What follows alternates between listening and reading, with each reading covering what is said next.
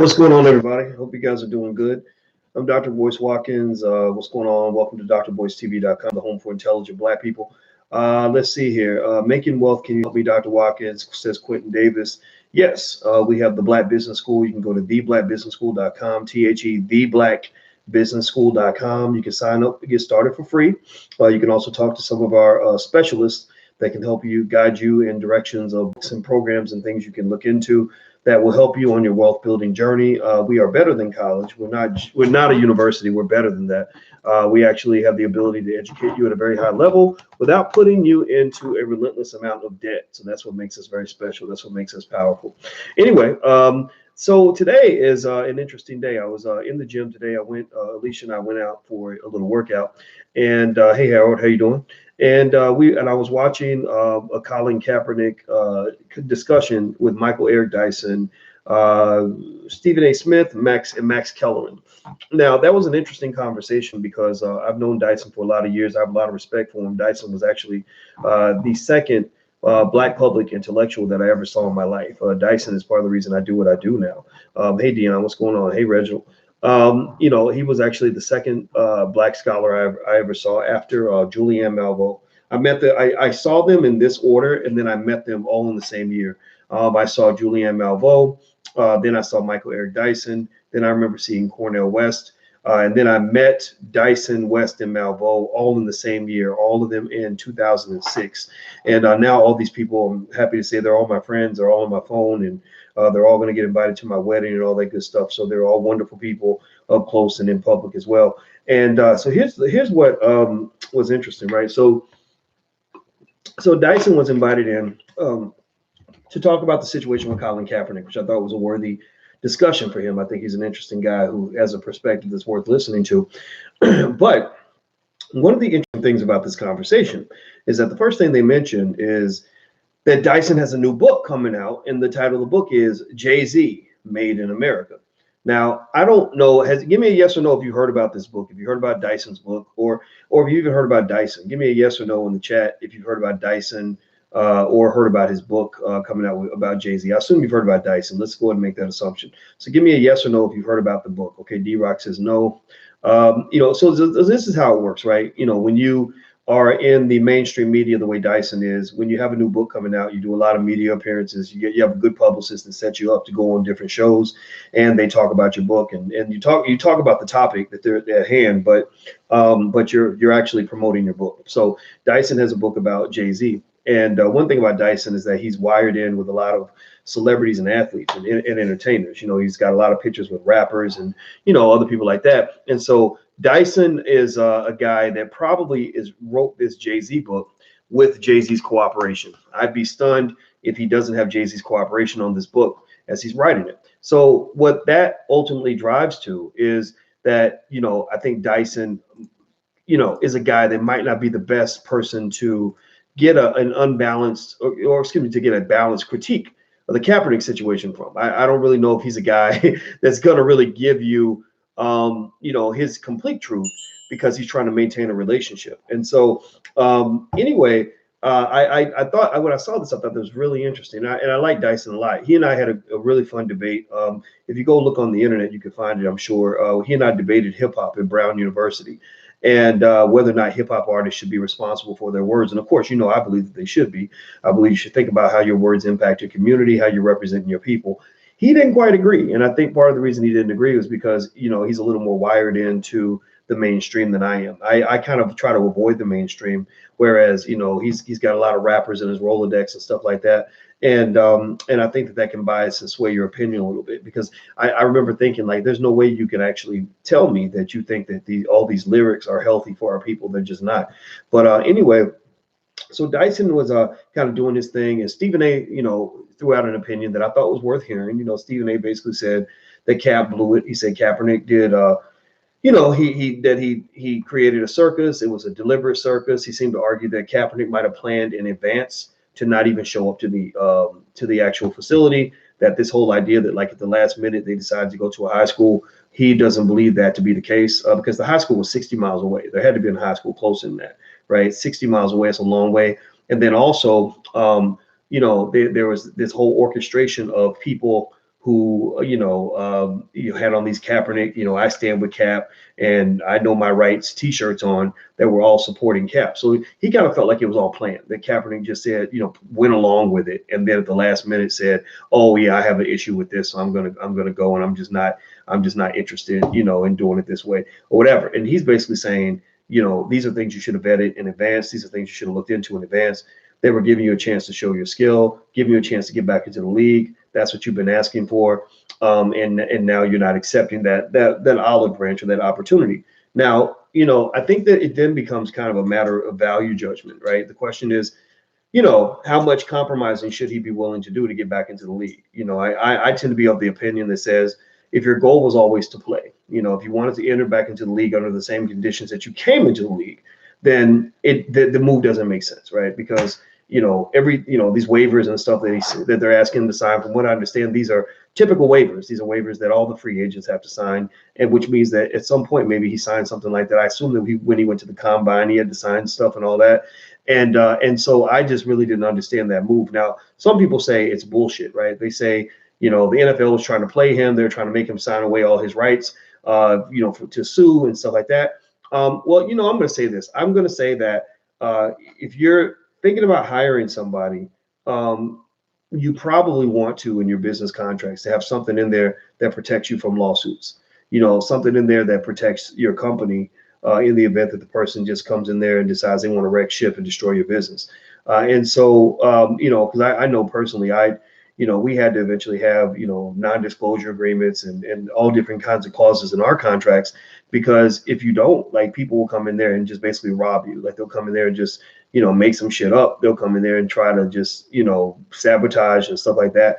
And so I can understand the perspective of the business owner. And I think that that's where this whole social justice conversation kind of starts and ends. Most of the people who think Kaepernick was 100% right to demand all these things are people who've never really known the perspective of somebody trying to run a business, right? But then again, the people who think that he's wrong, 100% wrong, have never felt, either the sting of oppression or the desire to fight against oppression.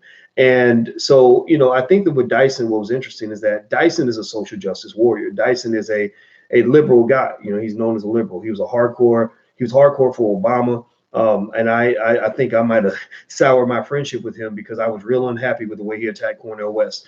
I felt like those white liberals propped him up to take down another brother, and I did not like it, and I called it out.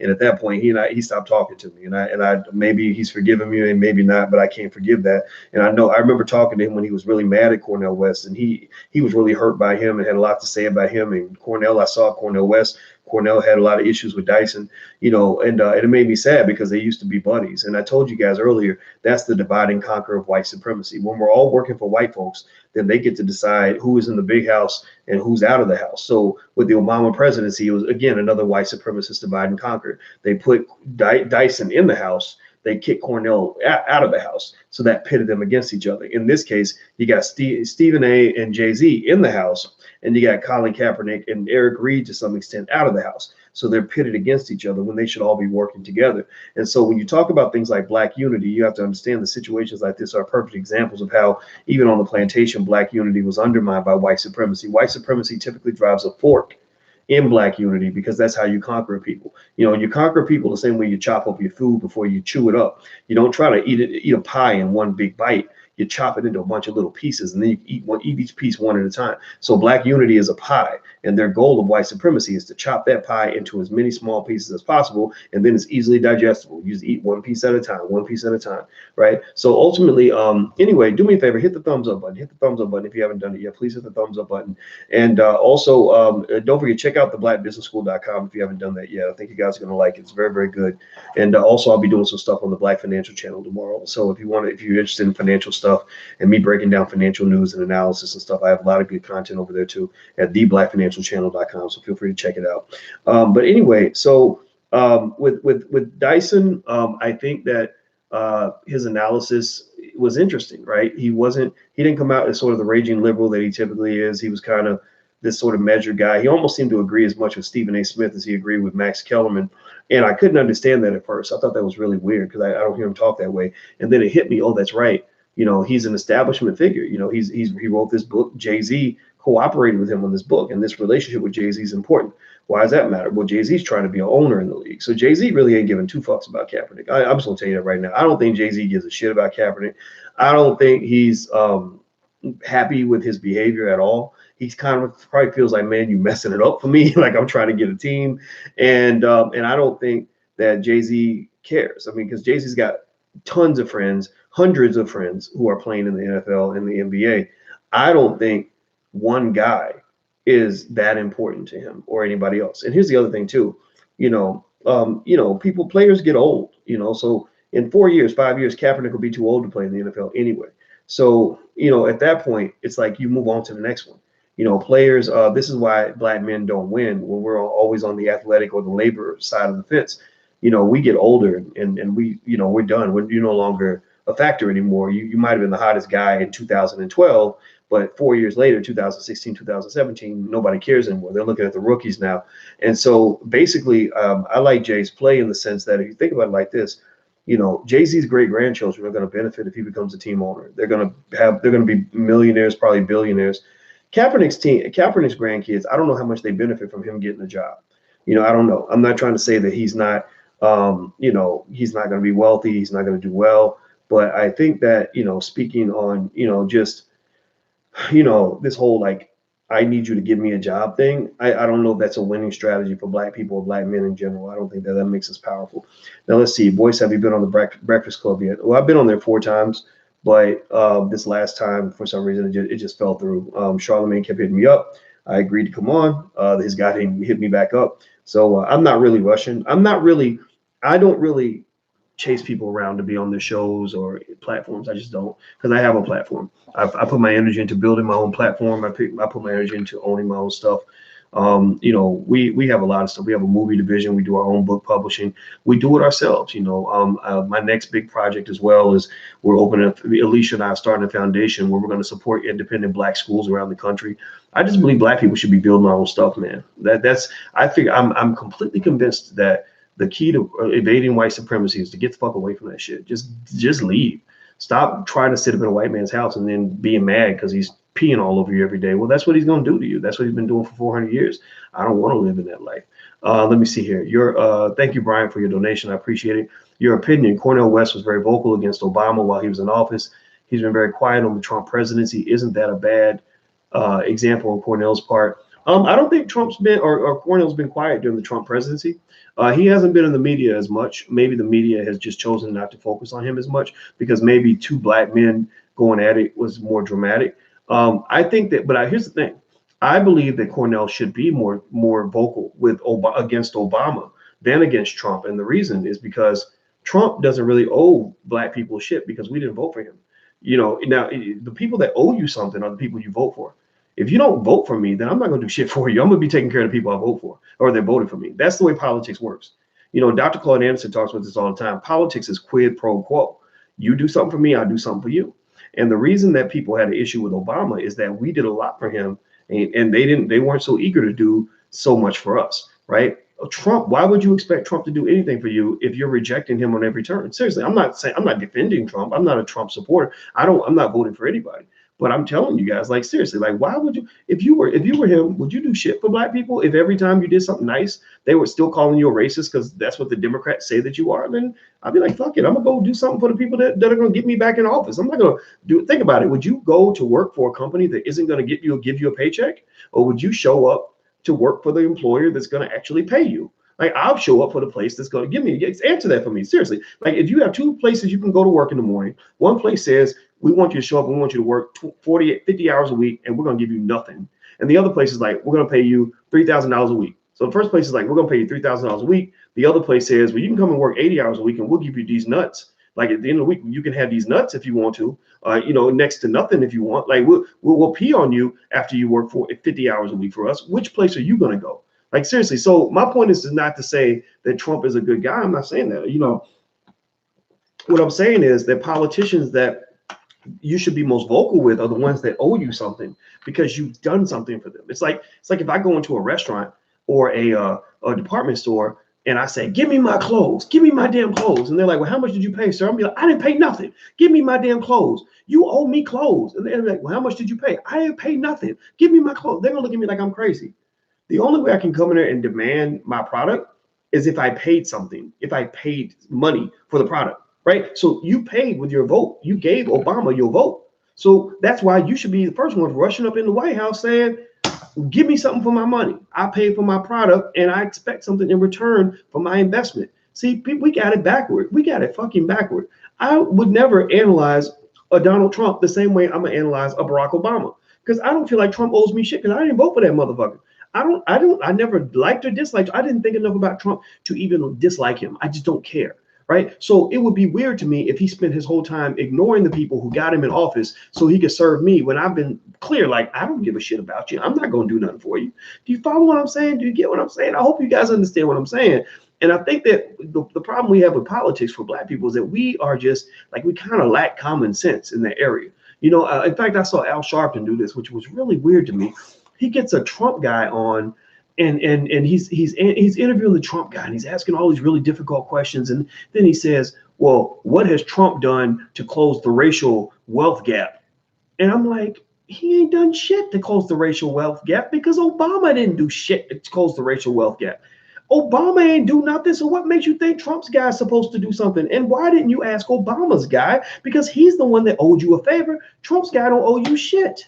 Seriously. So that's the point, you know, like, so, you know, seriously, like, I mean, you know, I'm just telling you, you know, you say, oh, obsessed with Obama, maybe, no, say, I don't know, maybe I am, but I don't give a fuck. I get fuck all these politicians. I'm just telling you, if you were waiting on a goddamn politician to save your community, then you about the biggest, dumbest motherfucker in this chat. You shouldn't even be here if you're really waiting for these damn politicians to take care of you. I'm dead serious. These people bowing at Obama's feet, begging and worshiping. Oh, Lord Jesus, he's the greatest. We love you, Barack. Ah, you don't save us, Lord Jesus. Ah. Like that's that plantation shit. Like, that literally is like that whole, like he's like your white Jesus or something. I don't know. I don't get it. Anyway, hit the thumbs up button. Please hit the thumbs up button. So yeah, so let me go back to Kaepernick before I say something stupid, which I probably already have, but it's not really stupid. It's actually the truth. Sometimes you can't let it all out. So here we go. All right, so going back with Cap, I'm going to say in conclusion, I think that Kaepernick will never play in the NFL ever again. I think that the NFL did as much as they needed to do. I think that Kaepernick lost this war in the court of public opinion. I think that Kaepernick is good. It actually lost some supporters. I've seen some people who really went hard for Cap in the media and also on social media, who have now said, man, I can't understand what this dude's doing. I'm not interested in supporting any of this. Like, this is crazy. And also, I'm just really seriously, like, I just, you know, I'm not going to get all riled up over somebody getting a job, you know, unless you have some sort of position of ownership that's going to create jobs for dozens or hundreds or thousands of people. I could care less if a millionaire gets another $1 million. Like, Kaepernick is fine. And if you're wondering if he's homeless, he's not homeless. If you're wondering if he's starving to death, he ain't starving. If you're wondering if he's got 0 M's in his bank account, no, he's got several M's in his bank account. And so at the end of the day, you know, Kaepernick is a young guy that has a lot of money, who is apparently, you know, feeling extremely confident about his situation, to the point where he might have overplayed his hand just a little bit. And I think that's the part where, like, when I saw Stephen A. and Eric Reed going at it, what I really saw was an intergenerational conflict. You know, you have an old school Black man, 53 years old, who gets a young guy. I think Eric Reed is probably no more than 32. Let me see here. How old is Eric Reed? Let me see. Eric Reed. He's a kid. I mean, he's 27 years old. Now, if you are if you're 48 or 50 or something, 27 seems like a kid. I don't know. What do you guys think? What do you guys? How many of y'all in here feel like 27 seems super young to you? And how many of you think 27 are 27 or under? So say over or under in the chat. Let me know how many of you are over 27 and how many of you are under 27. Speak on Gaddafi and Obama. Yeah, that Gaddafi shit was terrible. Okay, I see over, under. Okay, Shishan is under. Okay, Val is over. Sam is over. Samantha's over. Okay, let's do the over/under game. All right, I see a lot of overs popping in. Okay, most of you are over the age of 27. All right, so okay, I see an under. Tyree is under. By the way, Don is under. By the way, I have a lot of respect for you guys that are under 27 that are here because um, you have to be where I am in life to understand the benefit that you're getting by listening to people that are ahead of you, that are a little bit older than you. I did a one-on-one consultation today with a young lady who was 25. I think her dad encouraged her to sit down with me, and it ain't free, it ain't cheap to sit down with a one-on-one with me. It's about $1,000 an hour because that's what I can't do a lot of consultation. I don't even like to do it that much, to be honest with you. But I sat there and I helped her with her business and broke everything down. And I said, you don't understand. I can see based on my experience that you're going to be a millionaire probably by the time you're 35. And the reason is because the whole time I was talking, you were listening and you were taking notes, and you're a consistent worker and you're implementing the things that I'm telling you. You are getting the shortcut to success. And so if I was to talk to any young person in here, I'm gonna tell you, if you listen to older people, especially those who had some success, that's what you do. Listen to successful older people. Don't let them tell you what to do though, because their style might not be your style, but you take in information, you soak up the game. Soak up the game. The more you soak up the game, the better you'll get. The biggest mistake a lot of young people make is they don't listen. So here's the thing. What causes you not to listen? Well, sometimes you can become a little cocky or a little bit overconfident, right? And what makes you cocky and overconfident? Well, shit, being a 27-year-old motherfucking millionaire would have made me a cocky motherfucker. Seriously, if I was 27 years old, Eric Reed, 27-year-old, superstar Adonis athlete playing on national TV every week, making millions of dollars a year, got all the money, all the women, all the status. I'm 27. I think I'm the shit. I think I fucking know everything. But I'm gonna tell you the truth, man. I'm just being honest with you. When I was 27, I thought I knew everything, but I ain't know shit. And you know what's crazy is at 27, I had been teaching college for 5 years. Most people never teach college 1 year. I had been teaching college for 5 years and had 2 or 3 master's degrees by that time.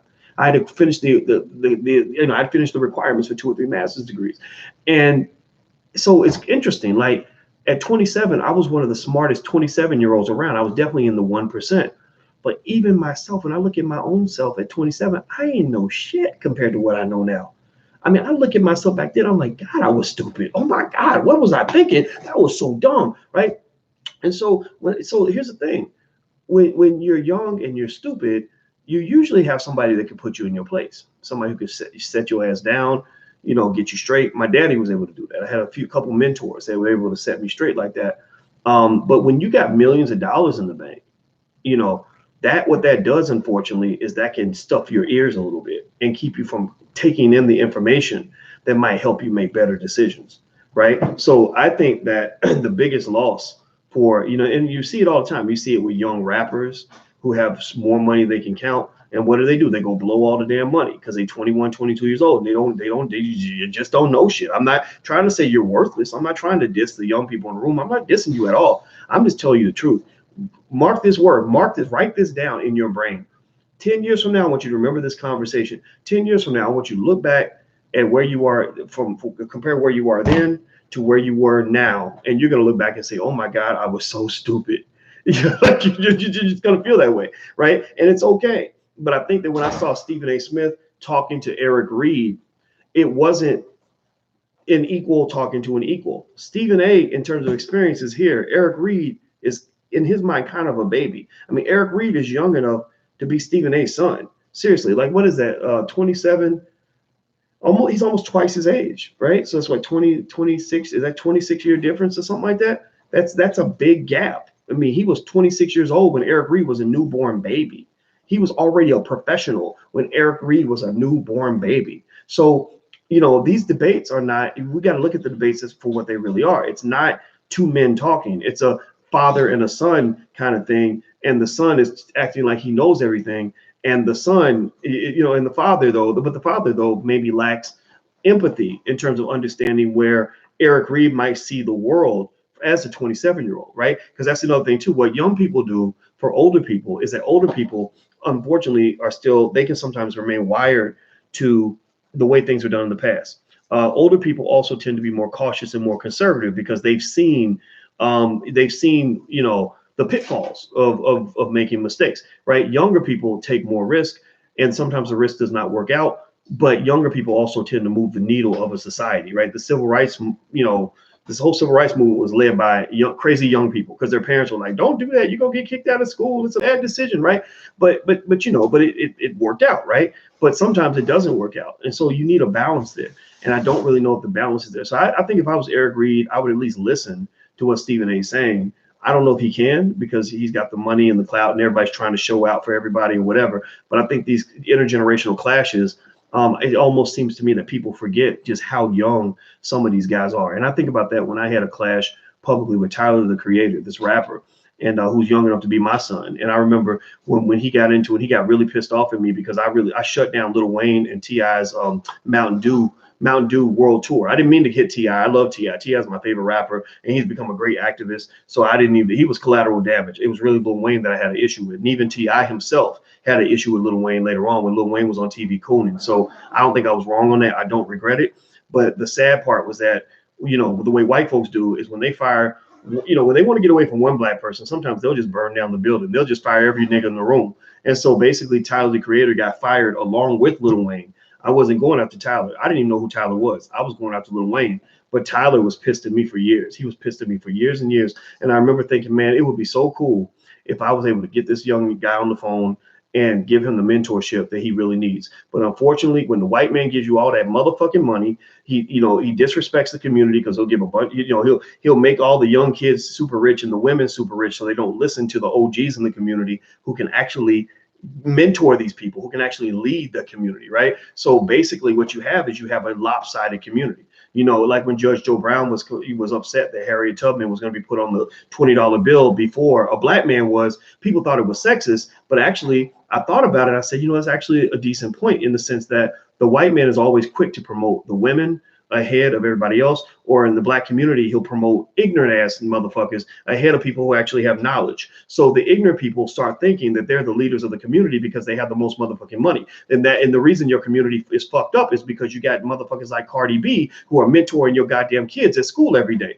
Cardi B, a stripper who brags about how well she sucks a dick, should not be mentoring your 7-year-old on a daily basis. But that's what you have because the white man propped up the most ratchet ass, ridiculous ass, ignorant ass black people, give them a big throne and put them out there in front of everybody, and you suddenly think that motherfucker's a role model. Next thing you know, Cardi B sitting there debating Bernie Sanders when she ain't got no goddamn business in no kind of debate like that. Seriously, maybe they have a debate over who sucks the best dick or who can shake the ass the best, then she might be the person for that. But she's not the best political scientist. She's not the best historian. She's not a leading philosopher in the black community. She's not one of the great thinkers of all time for black people. I'm not dissing her. I'm just saying she has a lane. But even Cardi, it's not even Cardi's fault. Cardi's just playing the cards that she was dealt. And at the end of the day, when you play in a game of white supremacy and white supremacist systems, the cards are all dealt by the white man. And he's dealing you cards where you're playing stupid hands and looking crazy. And I'm telling you, get out of the goddamn game. That was my solution. I got out. My goal was to get out of the game, period. So it's time for bed. It's time for bed.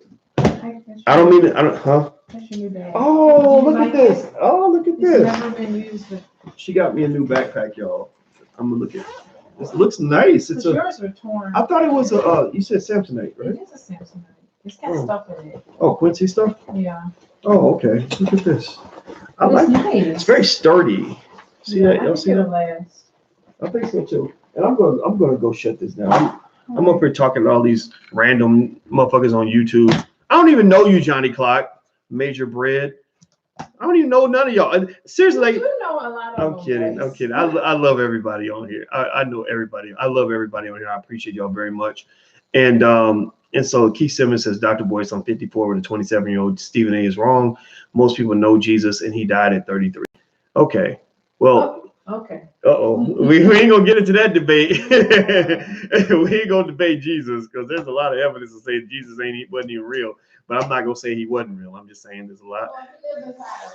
He lives inside of us. There you go. There you go. All right, guys. Anyway, I'm about to go, and you guys have a good night. And it was fun talking to you. And thanks for hanging out with me in the middle of the night talking shit.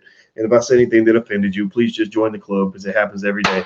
If you want to actually support our growth in Black media, we're building out a film division and doing a lot of really great stuff. Go to intelligentblackpeople.com and become a member of our League of Intelligent Black People.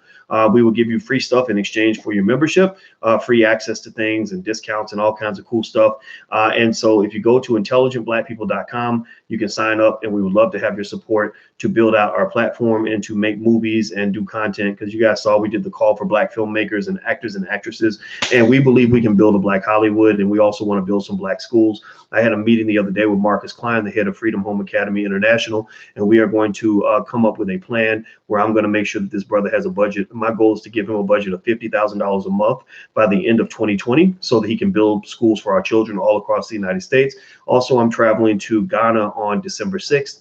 With billionaire Mike Roberts and a delegation of Black businessmen, and we are going to go over there and look for opportunities that exist in Africa. So if you want to know what I'm up to, those are some of the things that I'm up to. I'm also doing an event with the Nation of Islam in early, I think it's January 11th, I believe, in Chicago, and it's going to be really great. It's going to be a manhood summit. We got a lot of cool stuff going on. I'll be in New Orleans next month. Where else am I going to be? I think Dr. Claude Anderson and I, we were talking about doing something in February. I'm going to do something in Baltimore in March or April. Got some stuff. I'm going to be at the Essence Music Fest next summer, the All Black National Conventions early October. And there's a few other events. I just can't remember everything, but we got a lot of stuff popping off, a lot of stuff going on. So we could use your help. We could use your support, because we, I look you in the eyes every day and I talk to you every day. So you know that I'm real, that I'm not bullshitting you. I'm in this with both feet. And if you guys will just help a little bit, just a little bit, whatever you feel like doing, not a charity, it's not a donation. I want you to get something in return. So that would mean, you can go to wokeblacktees.com, wokeblacktees.com, where we sell t-shirts. You get you a t-shirt. You can go to theblackbusinessschool.com, theblackbusinessschool.com, sign up for a class. You can go to intelligentblackpeople.com, join our League of Intelligent Black People at intelligentblackpeople.com. Anything that you can do that will help us to fund all this stuff, I guarantee you, we will come back to you with something amazing, and you're going to absolutely freaking love it. So may my wife and I come to the wedding, Doc, says Ryan. Yes, everybody in this room. That's one thing we'll do. Everybody in this room is invited to the wedding, and we're gonna make it big.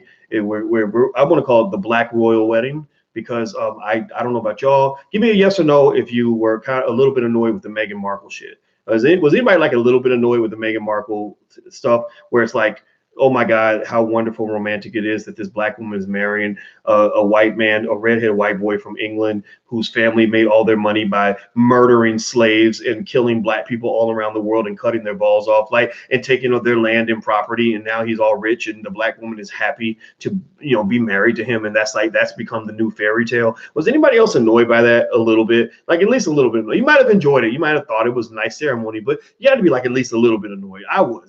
I kind of just felt, as a Black man, first of all, it's just insulting. Like, wait a minute, you're telling Black women that in order to live a fairy tale, you got to be with a white man. Well, that's flawed. And then on top of that, you're getting all of us pumped up over something that we shouldn't be excited about. We should not, we should be scrutinizing and saying, well, how did the royal family get so rich? How did the Queen of England become the largest landowner on earth, where she owns 6 billion acres of land, which is 12 times more than the number 2 person on earth? She owns 6 billion acres, 6 billion acres of land. Like, that's several countries worth of land. How did she get that land? A lot of that land she stole from you. She stole from your people. Seriously, so, the fact that we think that that's a fairy tale is quite disturbing. It's like, you don't celebrate when your daughter marries Harvey Weinstein. Point blank, period. That's what it is. All right. So anyway, I'm out of here, guys. So that's what we're doing. So with our wedding, we're actually celebrating Black love, and we're going to make it into a thing. And it's in Chicago, July 11th. You're all invited. It's at the Rockefeller Chapel, University of Chicago campus on the south side of Chicago. So the whole hood can come through. 1,600 people fit into the church. So you're going to have to RSVP. And once we get 1,600 RSVPs, we're going to have to shut it down. But I'll put up the Eventbrite form in about 2 months. And I'll let you guys know as it gets done. So that's what we got going on. All right, guys. So take care. Have a good day. And love you guys. See you soon. Peace.